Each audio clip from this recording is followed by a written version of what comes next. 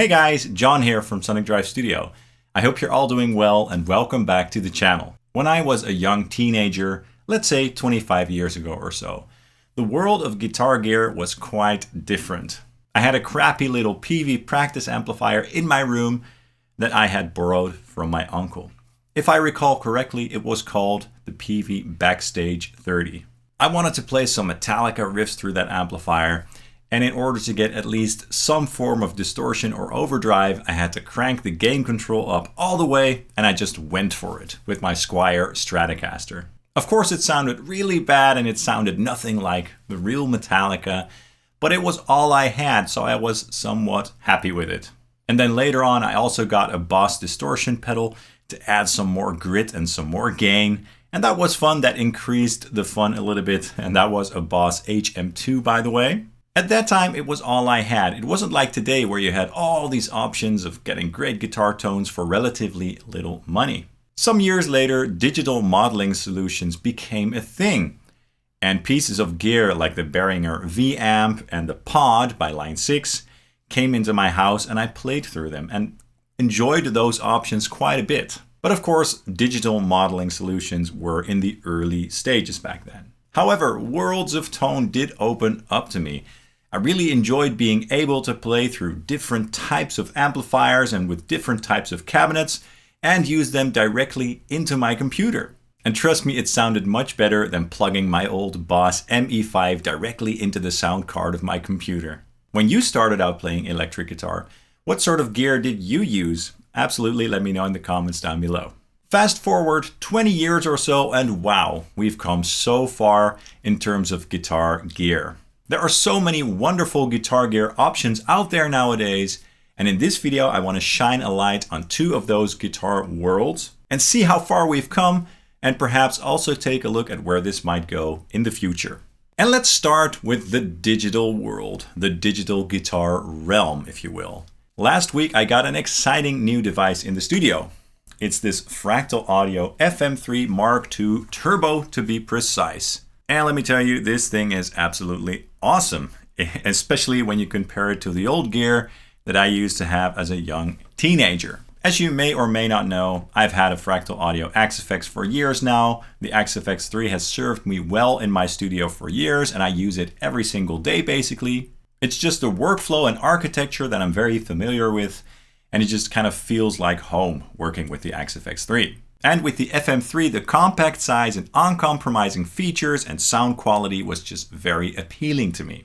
All the sounds of the Axe-Fx 3 and most of the features as well in this little package, sign me up. Now, the initial reason for me buying this device was actually that I wanted a sort of music and jam and practice rig for myself away from my workstation, so away from my computer. Because usually when I play guitar, nowadays, I do it for work and for my videos and for the channel, and not really just for my enjoyment. And I wanted to get that back a little bit by creating a little practice space away from my computer. So at my couch, at my chill area. So just to have a compact rig, but with no compromise when it comes to the sound and the capabilities. With this device, I will be able to use all my favorite amp models and tones and all my favorite effects, along with my favorite OwnHammer IRs on my couch with my headphones on. And for that purpose, let's say this futuristic rig does the job really well. I've been talking for quite a while now, so let's take a listen to how this thing sounds. I recorded some riffs with my Gibson Les Paul Standard 60s through the FM3 Mark II Turbo, through a new preset that I created with the FM3. Let's just take a listen, enjoy the tones, and then after that I'll walk you through the preset that I created. Check it out.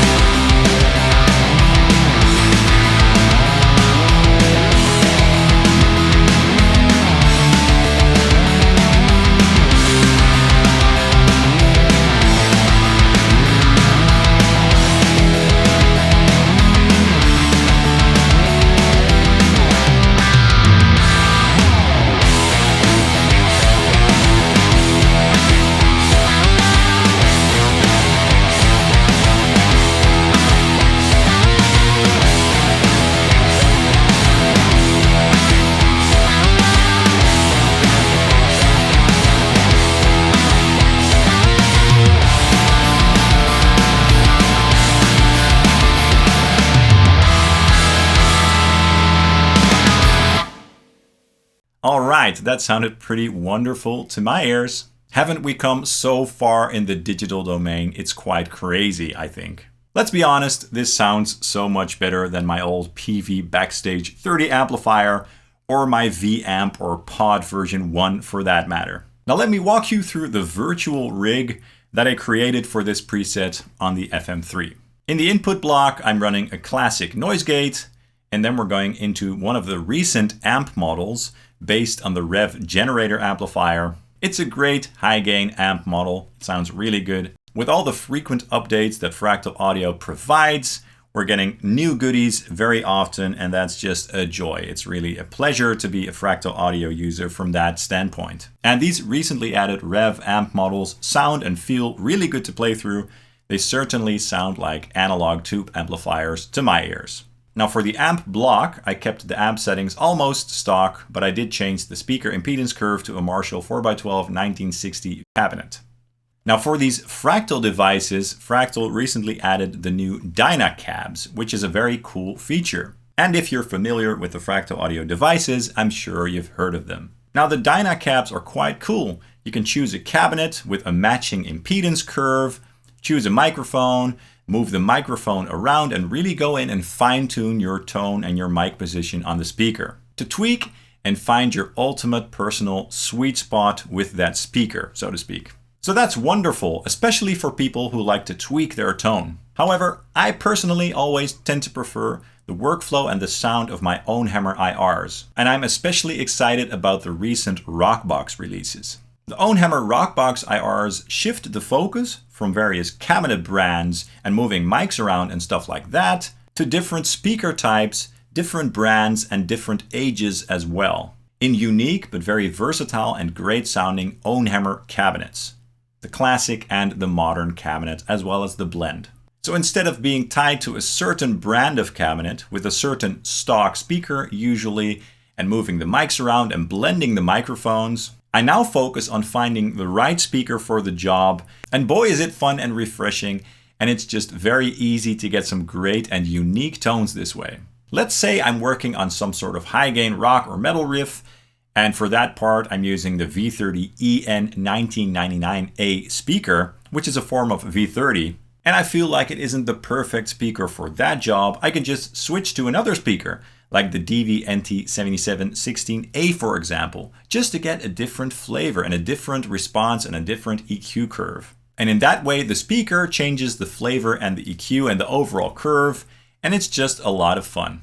Now Kevin from OwnHammer, who's the developer, recently was talking to me about this speaker that he found in his vault and that was sounding so good, and that's coming out very soon, by the way, this week probably. It's an old Marshall vintage speaker, kind of like an old version of the V30, and those speakers initially were made before the earliest version of the V30, so the Marshall vintage eventually turned into the V30 that we all know and love. And this pack will be labeled as the V30MV-2001A. So it's a wonderful iteration of that Marshall vintage speaker from that year. And to quote Kevin, he thinks that it's a whole new level of sound that he didn't know he had access to. Anyway, so in short, it sounds amazing. And for this tone, I used the modern 3 mic mix, which is my favorite and most used mic mix for all the RockBox IRs basically. So that's in the modern cabinet. So that's another modern aspect of tone where we've come so far. You don't need to get a real cabinet, crank it up, put microphones in front of it, move them around and all that stuff, and play with the settings and the mic pre's and all that stuff. It's just not necessary anymore. Especially with these digital devices, it's just so easy. You just load in some IRs and you're good to go. And with people like Kevin from OwnHammer, you not only get access to his gear, so his cabinets, the speakers, the microphones, and the preamps and all that good stuff, but also his knowledge of the gear and his experience and putting it all together. Also that you can get those amazing tones and flavors at your disposal with very little effort and also relatively very, very little cost. One of the RockBox packs costs just a fraction of what a real cabinet and a microphone, etc. costs. Back to the preset. After the cab block, I'm running a reverb block with a simple studio reverb. And in the bridge section, I also enabled the phaser, which was the Script 90 phaser to be precise, for a nice effect. Now the preset that I just showed you is very simple, and it doesn't even come near to scratching the surface of what the Fractal Audio FM3 Mark II Turbo is capable of. In comparison to the gear that I used to have 25 or 20 years ago, it's amazing and astonishing how much a device like this with this size can do. 25 years ago, I couldn't have imagined having a piece of gear like this at my disposal. It's incredible. And even with today's inflation, it's still relatively affordable when you compare it to getting 300 actual tube amplifiers and all the gear that comes along with that. So that's the digital domain. But I also want to shine a light on the analog domain, so the tube amp domain. And that's a domain or a world that should not be forgotten, in my opinion. Of course, digital modelers aim to recreate the sound of analog tube amplifiers, and they do so with great success. However, some people like me also just love those old school analog tube amplifiers. There's something about their raw and authentic tone, as well as the workflow, that's just really appealing to me, and it will always be appealing to me and people like me. Even though digital amplifiers have come so far, there still is something about the analog world, some little aspect that I can't put my fingers on that still is a bit different. And that little something special, perhaps it's the unpredictability and the rawness of the amplifiers, is quite hard to capture in the digital domain, I think. So in terms of the tone, yes, but also, as I said, in terms of the unpredictability and definitely also the tactileness. Because it's different working with a physical amplifier than working with a digital device. Now, some tube amps and tube amp brands definitely haven't been standing still in terms of evolution and in terms of growing with the times. And that's why I wanted to use this amplifier as an example. This is a really cool amplifier. It's my Purple Nightmare by Driftwood amplification. Internally, it's still an old school analog tube amplifier, but it does have some really modern features that definitely help to push the boundaries of what tube amplifiers are capable of. And those features definitely make the amp more flexible, more versatile, and more modern. Like the built-in noise gate, for example. And the night switch, which is also really cool. It lets you use the amplifier at night without the built-in tube power amp, and it switches to a small solid-state power amp. You can use that for recording direct or playing in the middle of the night without disturbing the neighbors. And of course, the built-in TS circuitry, which is basically a built-in tube screamer boost. So Driftwood is an amp company that strives to push the boundaries further of what analog gear is capable of, and I love that. Now let's take a listen to some riffs that I recorded with this analog amplifier, and the guitar that I used is my ESP-LT Phoenix Black Metal with the Fishman Fluence Modern pickup. Let's go ahead and take a listen to how that sounds. Check it out.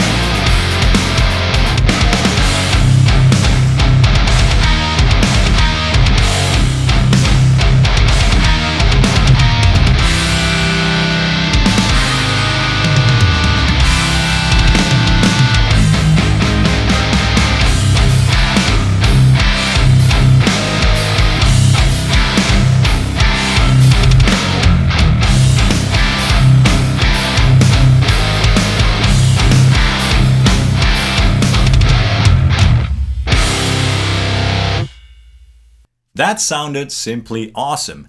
Did it sound better than the Fractal Audio FM3 Mark II Turbo? I don't know. They both sounded really good. It's safe to say that they both sound great and that the sounds that I'm getting here are really high quality. But I must say that there's something about the rawness of the real amplifier that I also really like. And in today's modern day and age, using an analog tube amplifier like this doesn't have to be so complicated, at least not as complicated as it used to be with a real cabinet, putting microphones in front of it, changing the mic positions, running those into a mic pre, recording those tones and disturbing the neighbors and all that stuff. As with my preferred method, you can also go direct with a tube amplifier. So run the tube amplifier into a good reactive load and then through some IRs.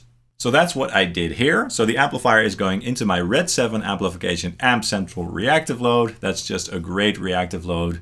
I love that thing and I use it a lot. And I used that same OwnHammer RockBox V30MV-2001A IR. And it sounded absolutely killer with this amplifier. So as you can hear, that speaker is capable of doing classic tones as well as very modern tones. And for the amplifier, I used channel 2, which is the high gain channel. I did use the built-in noise gates for cleaning it up a little bit. And I also enabled the built-in TS circuit for tightening up the tone a little bit. It's so cool that this amplifier has a built-in boost. There aren't a lot of amplifiers in my collection that offer that feature. It's just a very powerful tone shaping option, especially for high gain. So again, in this modern day and age, if you prefer the sound of analog tube amplifiers or the workflow, you can still do that with a modern hybrid setup. I use that all the time and I absolutely love it. So where are we going with guitar gear in the future? Well, initially, what I was planning to do with this video is basically conclude that the future is right now. Look at what we have right now. So many amazing and high quality options that are also compact and often quite affordable. It's basically an amazing time to be a musician or a guitarist. That's for sure. However, for the purpose of this video, I will indulge a little bit and talk a little bit about where I think that this is going in the future. Now for the digital stuff, even though we're already so close, I hope and I think that processing power will continue to increase and that the developers of the digital modeling products will continue to sort of push the boundaries and try to get even closer to those analog tube tones. And perhaps to see if we can even go beyond that and create more unique tones that go further than what the analog domain is capable of. Now, the difference between tube amplifiers and good modeling products is very small indeed, and some people find that difference insignificant, which is fair. But for people like me, I do hope that they keep pushing those boundaries. That would be great. I also really enjoy capturing, cloning, or profiling my analog gear, so I also hope that that evolves. I hope that products like Tonex and stuff like that do keep improving and keep getting closer to emulating the real analog thing. I just enjoy capturing my analog gear into the digital world. I think it's fun. So there definitely is a little bit of room for improvement there when it comes to all the modeling and capturing devices that I've tried so far. And I also hope that companies like Fractal Audio and Line 6 jump in that bandwagon and also create some capture technologies. I also really don't enjoy playing through plugins on my computer, to be honest. I prefer playing through actual hardware, so I hope that hardware stays in terms of latency, portability, reliability, and tactileness. I just like being able to have and play through something that I can touch with my hands in the physical world. And for the amps, I hope that tube amp building companies never go away. If they were to go away, what would be left to model after all? It would be quite a boring musical world in my opinion, because there is something magical and really cool about an analog tube amplifier. And if you're one of those digital players who has played digital for all your life, I do encourage you to pick up at least one tube amplifier in your life, just so you can experience that analog tone and that tactile feel of working with an actual physical amplifier. It's just so much fun, and I don't want you to miss out on that experience. Keep in mind that that's what the digital domain aims to recreate after all. I do also think that there is still room for improving tube amplifiers. Especially for high gain amplifiers like my Angle amplifiers, it's great when they add a noise gate. Now the noise gates on my Angle amplifiers are absolutely awesome. And to be honest, every single high gain amplifier can benefit from a good noise gate. Just as an example, but I also would like to see more tone shaping options on amplifiers, like the built-in boost that this amplifier has, for example. Or controls to tighten up the tone, and just to make the tweaking of a tone more flexible. I also would be thrilled to see actual high quality reactive loads built into real amplifiers. I don't know if it's really possible or not, because reactive loads tend to be quite big, but that would be great for recording direct without needing an external reactive load. And it would be even more awesome if you were able to switch various impedance curve types and stuff like that. As long as the analog that we love stays analog, that would be awesome. So those are my thoughts and observations regarding the progression of guitar gear throughout the years and the past couple of decades. Of course, I'd love to know your thoughts as well. What did you play when you were young, and where do you see this heading, both in the analog and the digital world? And I think that we can all conclude, at least for now, that the future in fact is right now, and that we should love and appreciate what we have at our disposal right now. All right, that's all for this video. I hope you enjoyed it and that you found it useful. Hit the like and subscribe buttons to support the channel. That really helps out. And you can also follow Sonic Drive Studio on Facebook and Instagram. Thank you guys so much for watching, and I hope to see you very soon. Cheers.